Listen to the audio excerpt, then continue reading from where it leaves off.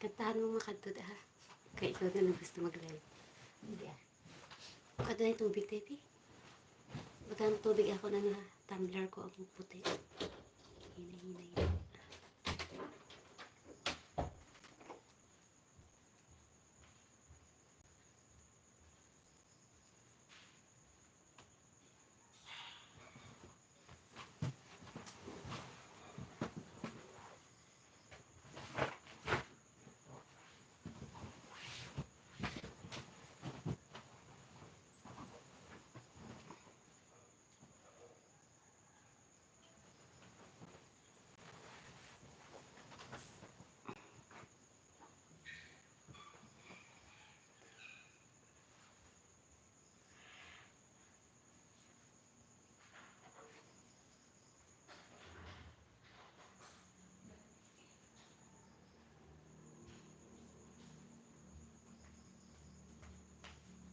Wala tao. Kami.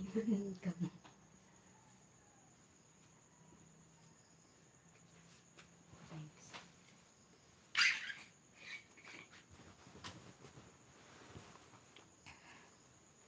Hi guys. Hi guys. Welcome to Milona's channel. I-off na itong isa lang yung pintahan.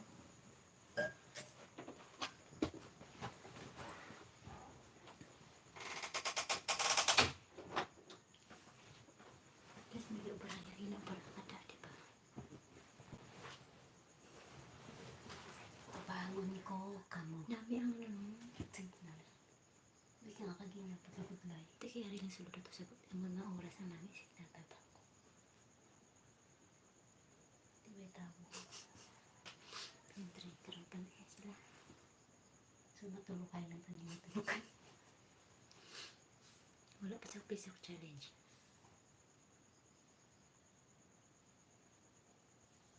Nahulat yung isang tutok na magtawag. Tutok 5 hours eh. So kung 12 na di, alas 7 sa gabi dito. So kung 10:30 ka gina, alas 5 dito, out dito ito.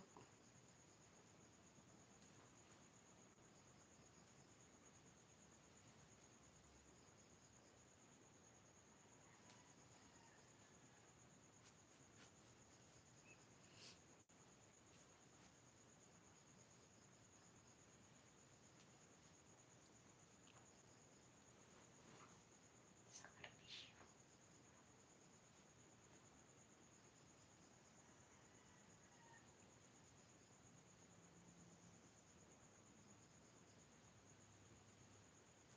Tulog pa more.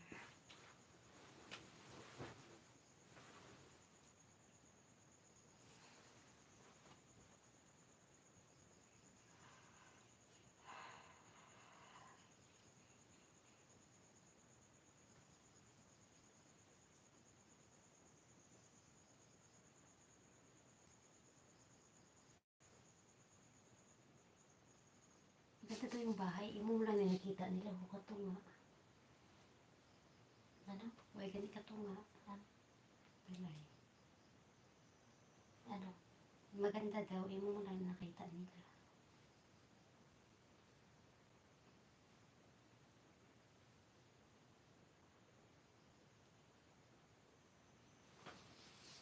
Okay, 1 million in the house, mega love shout out. Kung sino ka man paramdam ka ngayon din. Kung ayaw mo masaktan. Diyan na naman tayo sa patago-tago eh. Bakit kaya ganyan sila, ano? Basta ka comment. Na-comment na para ma-shout out ka, uy. May naghihintay na pabuya para sa'yo. Wala. Mayas. Andiyan na naman siya. Sino kaya to?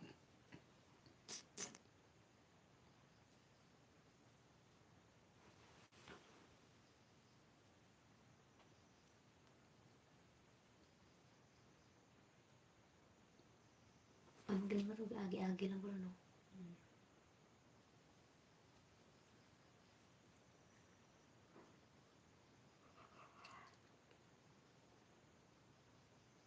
Tingin pa sakripisyo mo. 30 minutes na tayo. Pila? 30.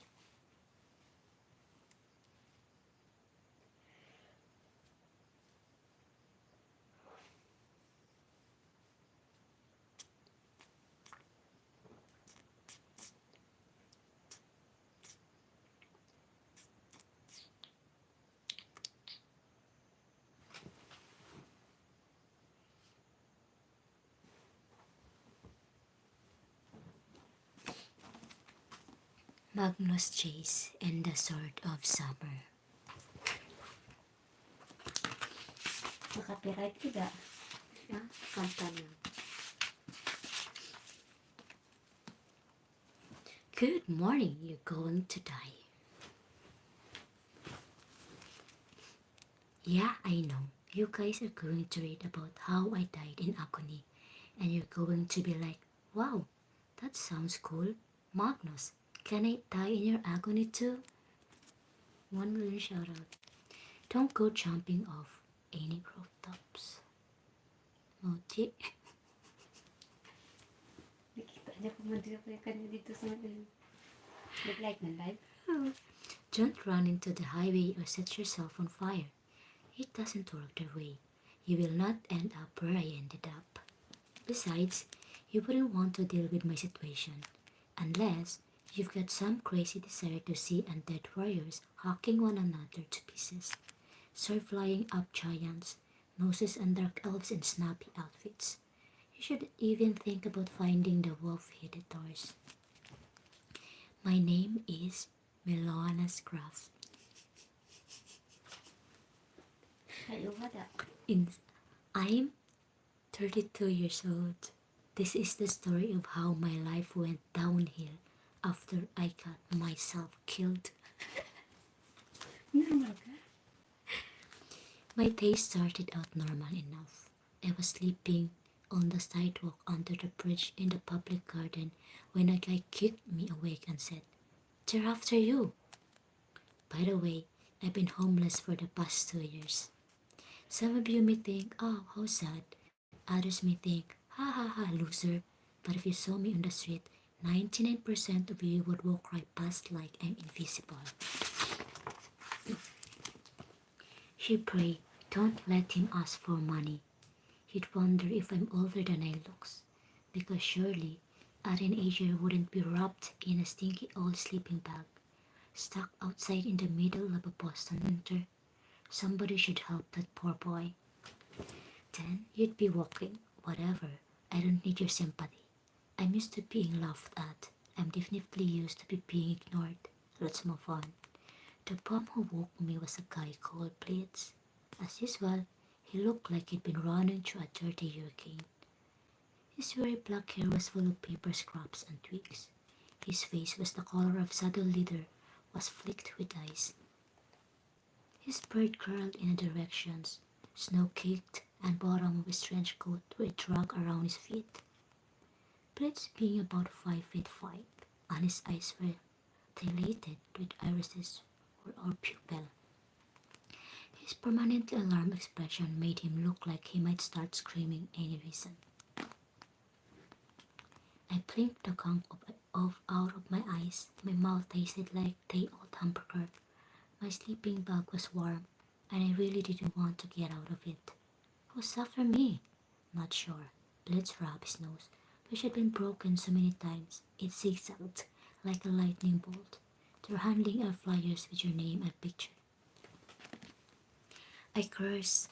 Random police and park rangers I could deal with. Drunk officers, community service volunteers, drunken college kids, addicts looking to roll somebody small and weak although who had been so easy to wake up on a pancakes and oranges. But when somebody knew my name and my face, that was bad. I mean, they were targeting me specifically. Maybe the folks at the shelter were mad at me for breaking their stereo. Those Christmas carols had been driving me crazy. Maybe a security camera had caught that last bit of pickpocketing I did in the theater district. Hey, I needed some money for pizza. Or maybe, unlikely as it seemed, the police were still looking for me, wanting to ask questions about my mom's murder. I packed my stuff, which took about 3 seconds, the sleeping bag rolled up tight, and fitted in my backpack with my toothbrush and a change of socks underwear. Except for the other clothes on my back, that's all I owned. With the backpack over my shoulder and the hood of my jacket pulled low, I could blend in with pedestrian traffic pretty well. Boston was full of college kids. Some of them were even more craggy and younger looking than me. I turned to Blitz. Where would you see those people with the flyers? Bacon Street. They're coming this way. Middle-aged white guy and a teenage girl, probably his daughter. I frowned. That makes no sense. Who? I don't know. Kid, but I gotta go. Blitz pointed to the sunrise, which was turning the skyscraper windows orange for reasons I never quite understood. Blitz hated the daylight. Maybe he was the world's shortest, stoutest, homeless vampire. We should go to see her. He's hanging out in the Copley Square. I tried not to feel irritated. The local people jokingly called hard and blitzed my mom and dad because one or the other always seemed to be hovering around me.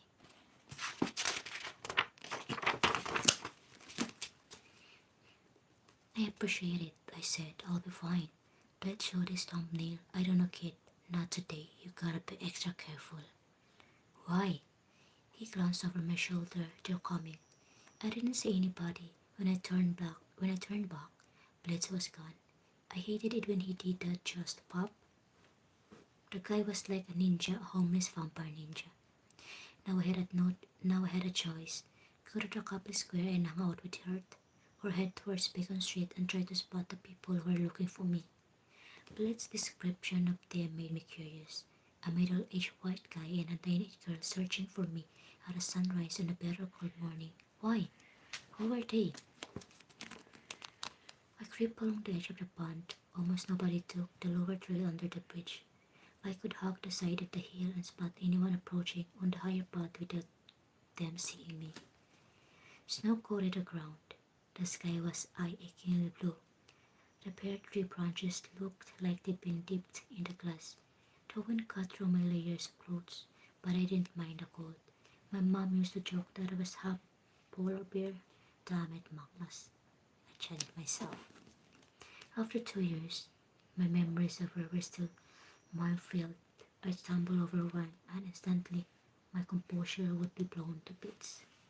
I tried to focus. The man and the girl were coming this way. The man's sandy hair grew over his collar, not like an intentionally styled, but like he couldn't be bothered to cut it. His puff expression reminded me of a substitute teacher's. I know I was bit what, but I have no idea where it came from. His smart shoes were totally wrong for a Boston winter. His socks were different shades of brown. His tie looked like it had been tied while he spun around in total darkness. The girl was definitely his daughter. Her hair was just thick and wavy, she lighter blonde. She was dressed more sensibly in snow boot, jeans, and parka, with an orange t-shirt picking out the neckline. Her expression was more determined, angry. She gripped a sheaf of flyers like they were essays she'd been graded on unfairly. If she was looking for me, I didn't want to be found. She was scary. I didn't recognize her or her dad, but something tugged out the back of my skull, like a magnet trying to pull out a very old memory. Father and daughter stopped where the path forked. They looked around as if just now realizing they were standing in the middle of a deserted park at a non-thank you o'clock in dead of winter. Unbelievable, said the girl. I want to strangle him. Assuming she meant me, I hunkered down a little more. Her dad sighed. We should probably avoid killing him. He's your uncle. But 2 years? The girl demanded. Dad, how could he not tell us for 2 years? I can't explain Randolph's action. I never caught Annabeth. I inhaled so sharply that I was afraid he would hear me. A scrub was ripped of my brain, exposing raw memories when I was 6 years old. Annabeth, which means the sandy-haired man who was Uncle Frederick. I flashed back to the last family Thanksgiving we shared. Annabeth and me hiding in the library at Uncle Randolph's townhouse, playing with dominoes while the adults yelled at each other downstairs.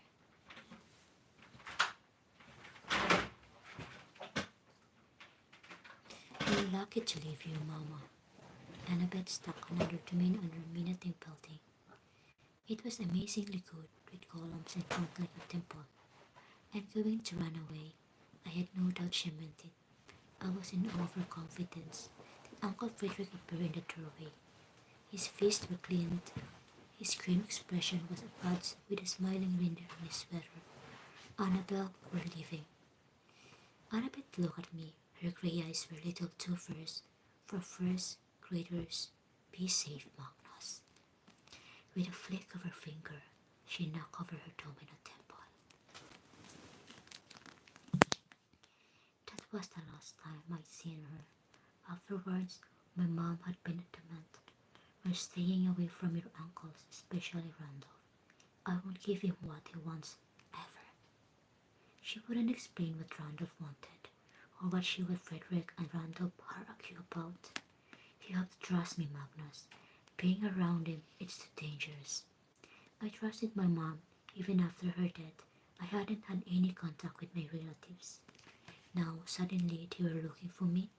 Randolph lived in town, but as far as I know,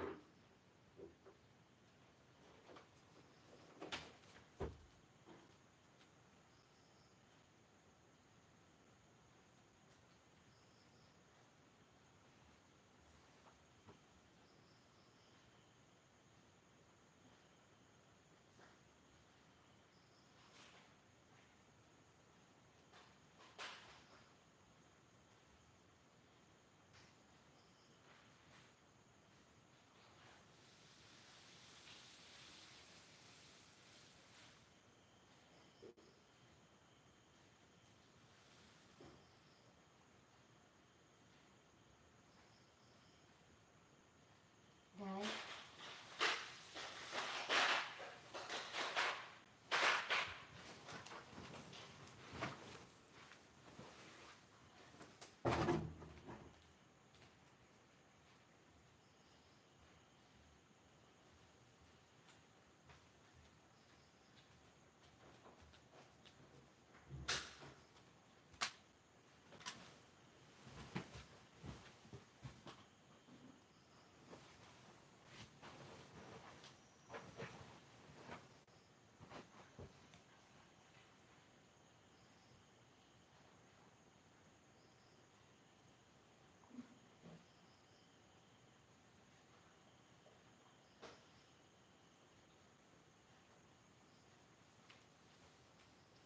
may 2 viewers, tapos may isa ka like pag untat ng basa.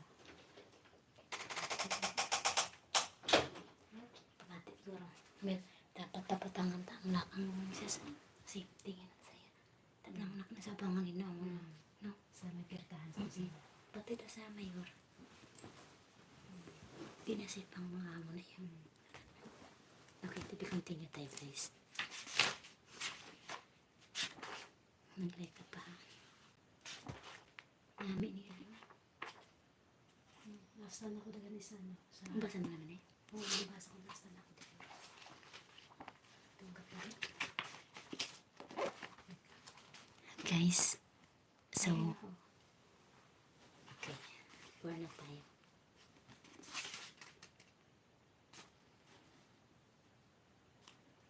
Kung lahat may electric pan, wala isang electric pan. So where I inhale sharply.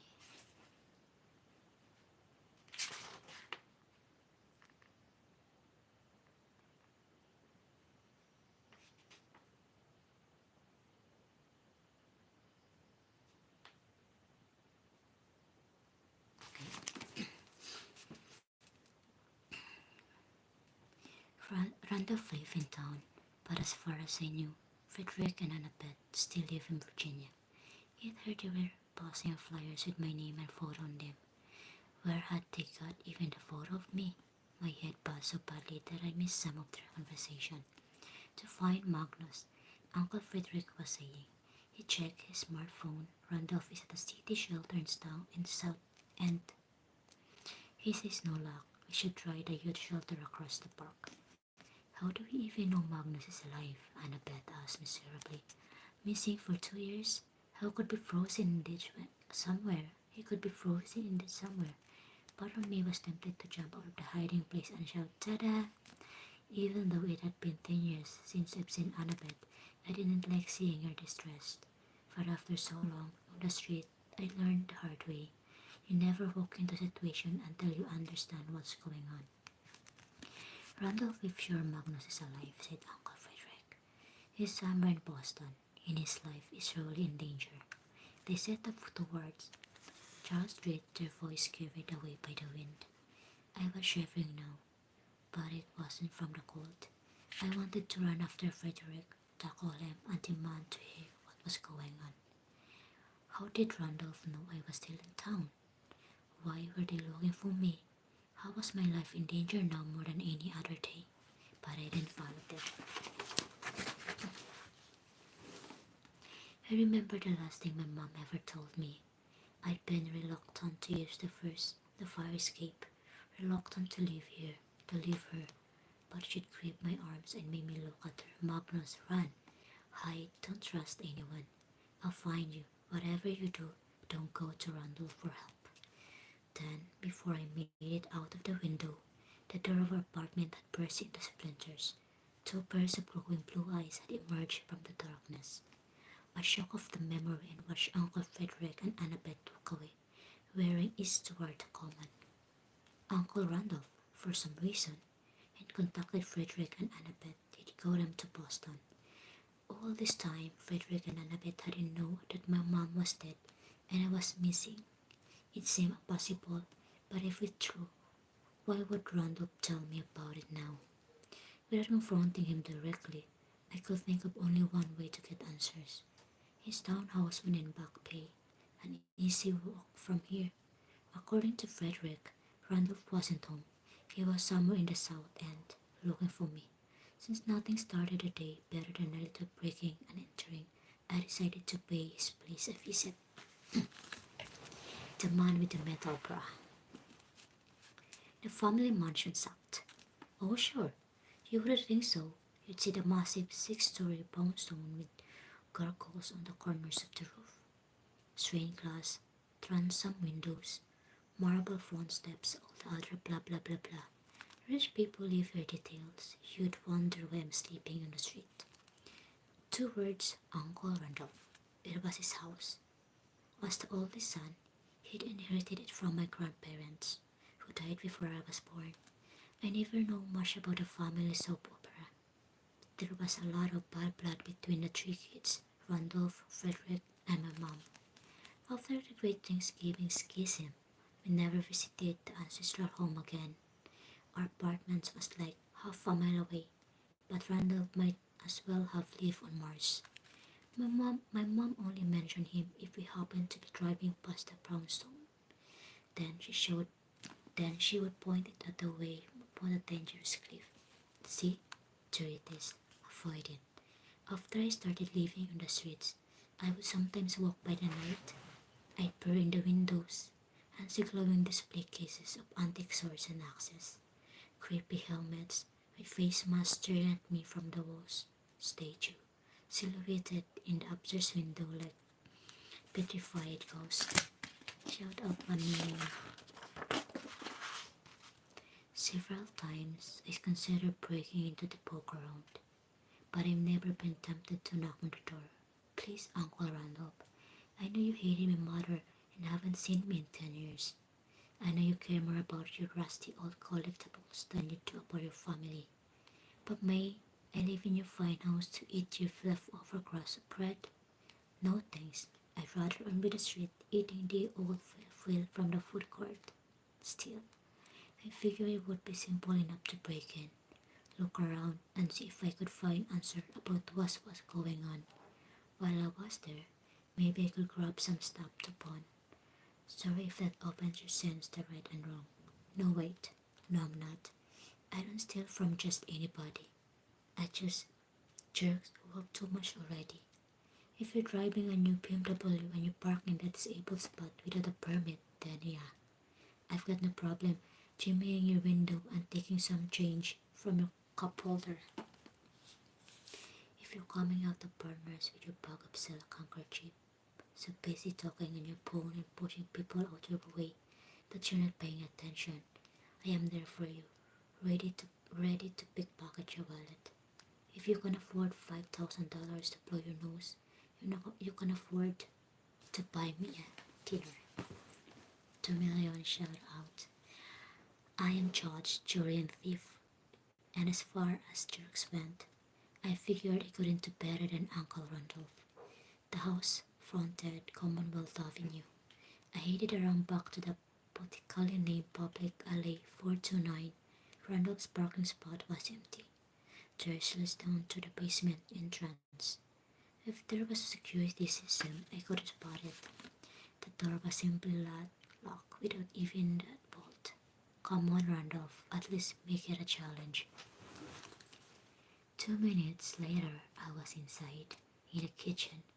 I helped myself to some sliced turkey cracker and milk from the cartoon. No falafel, damn it. Now, I was really in the mood for some, but I found a chocolate bar and stuff in my coat pocket for later. Then I held upstairs on a museum of mahogany furniture, oriental rugs, oil paintings, marble tile floors, and crystal chandeliers. It was just embarrassing. Who lived like this? At age 6, I couldn't appreciate how expensive all this stuff was, but my general impression of the mansion was the same: dark, oppressive, creepy. It was hard to imagine my mom growing up here. It was easy to understand why she'd become a fan of the great outdoors. Our apartment over the Korean barbecue joint in Alliston had cozy enough, but mom never liked being inside. She always said her real home was the Blue Hills. We used to go hiking and camping there in all kinds of weather. Fresh air, no walls or ceilings, no company but the ducks, geese, and squirrels. This brownstone, 4 million. my comparison, felt 3 like a million. prison. As I stood alone in the foyer, my screen crawled with invisible petals. I climbed to the next door. The library smelled of lemon polish and leather, just like I remembered. Along one wall was a lit glass case full of Randolph's rusty Viking helmets and axe spades. My mom once told me that Randolph taught history at Harvard before some big disgrace got him fired. She wouldn't go into details, but clearly the guys were still an artifact, not shout out 1 million. You're smarter than either of your uncles, Magnus. My mom once told me. With your grades, you could easily get into Harvard. That had been back when she was still alive. I was still in school, and I might have had a future that extended past finding my next meal.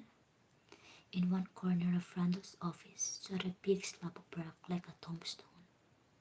The front chiseled and painted with elaborate red swirly design. In the center was a crude drawing of a snarling beast. Maybe a lion or a wolf? I shuddered. Let's not think about the wolves. I approached Randolph's desk. I'd been hoping for a computer or a notepad with helpful information, anything to explain why they were looking for me. Instead, spread across the desk were pieces of parchment as thin yellow as onion skin. They looked like maps a school kid in medieval times had made for social studies. Faint sketches of coastline various points labeled in an alphabet. I didn't know. Sitting on the top of them, like a paperweight, was a leather pouch. My breath caught. I recognized the pouch. I united the downstairs and grabbed one of the dominoes. Except it wasn't domino. My 6-year-old self had assumed that was on a pet, and I'd been playing with over the years. The memory had reinforced itself, but instead of dots, these stones were painted with red symbols. The one in my hand was shaped like a tree branch or a deformed F. Taking over yung tama na na, 30 na. 31. I'll feel it. Kapoy na ko mo. My heart pounded. 2 million shout Tulong out. yun na lang. I wasn't sure why. I wondered if coming here had been such a good idea. The walls felt like they were closing in. On a big rock in the corner, the drawing of the piece seemed so smear at me. Its red outline glistening like a fresh blood. Ano yung asimmer?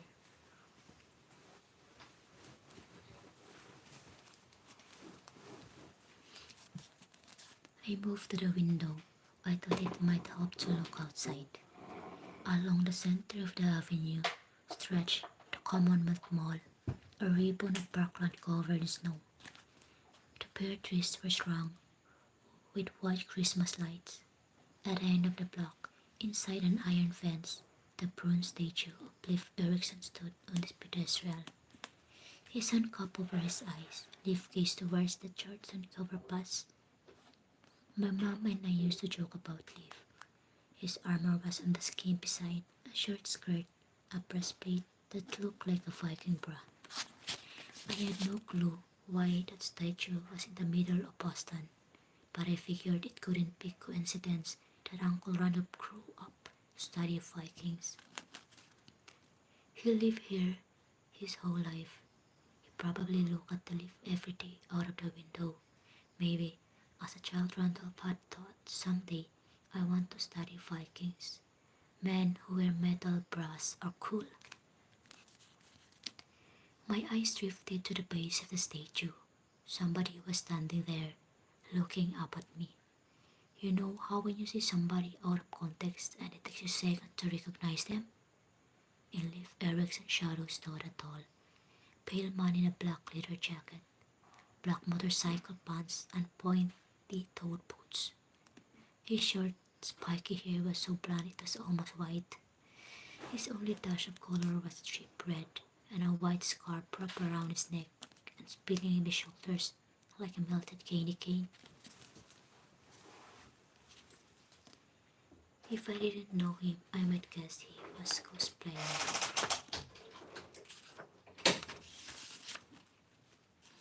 Ay, saksak ko ilan na. Kapoy na ko. Kapoy ba sa? Hindi ako Tiin mo ko. Ang ganda. 2x sa kilid.